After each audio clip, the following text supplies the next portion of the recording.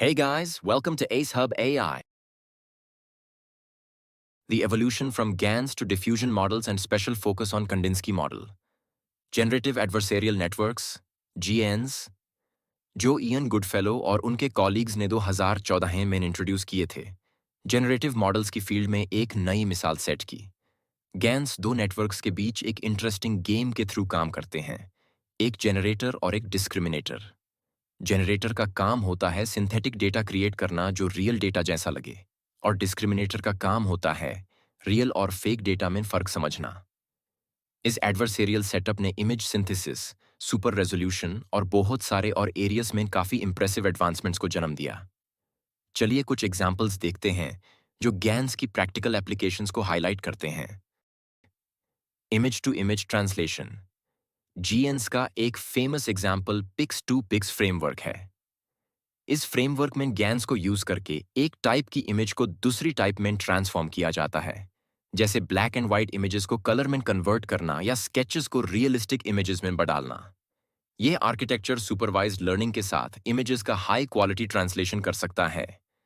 इसकी लिमिटेशन ये है कि आपको पेयर्ड इमेजेस चाहिए, input class and target class की। अगर आपके पास पेयर्ड डेटा नहीं है तो नेक्स्ट पॉइंट को ध्यान से सुनिए। साइकिल गैन एक और पावरफुल गैन फ्रेमवर्क है जो एक इमेज का स्टाइल दूसरी इमेज में ट्रांसफर कर सकता है बिना पेयर्ड डेटा के जरूरत के। ये famous example horse to zebra conversion में देखा गया है, जिसमें एक हॉर्स की इमेज को जीब्रा में और वाइस वर्सा कन्वर्ट किया गया है। Super resolution SRGAN, super resolution GAN, एक ब्रेक थ्रू है जो लो रेजोल्यूशन इमेजेस को हाई रेजोल्यूशन इमेजेस में बदल सकता है। यह आर्किटेक्चर टेलीविजन, सैटेलाइट इमेजरी और मेडिकल इमेजिंग जैसे फील्ड्स में भी काम आता है जहां हाई डिटेल काफी जरूरी है। Text to image generation. GANs को टेक्स्ट डिस्क्रिप्शन से इमेज जनरेट करने के लिए भी यूज किया जा सकता है। स्टैक गैन और अटेंशन गैन जैसे आर्किटेक्चर्स टेक्स्ट को यूज करके रेलेवेंट और कोहिरेंट इमेजेस बनाते हैं।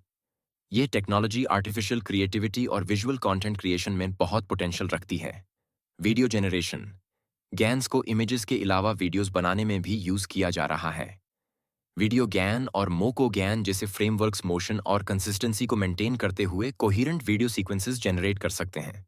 ये फिल्म और एनिमेशन में एक इनोवेटिव टूल की तरह काम आते हैं। Medical imaging. गैन्स का एक और क्रूशल एप्लीकेशन मेडिकल फील्ड में है, जहां सिंथेटिक मेडिकल इमेजेस जैसे MRI या CT स्कैन्स जनरेट की जाती हैं। ये रियल डेटा की कमी को ओवरकम करते हैं और ट्रेनिंग डेटा काफ़ी डाइवर्स और रोबस्ट बनाते हैं।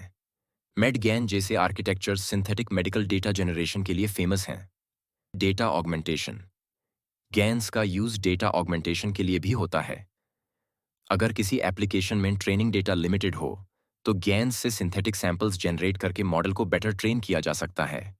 यह एप्लीकेशन फेस रिकग्निशन और ऑब्जेक्ट डिटेक्शन जैसे एरियाज में काफ़ी काम आता है।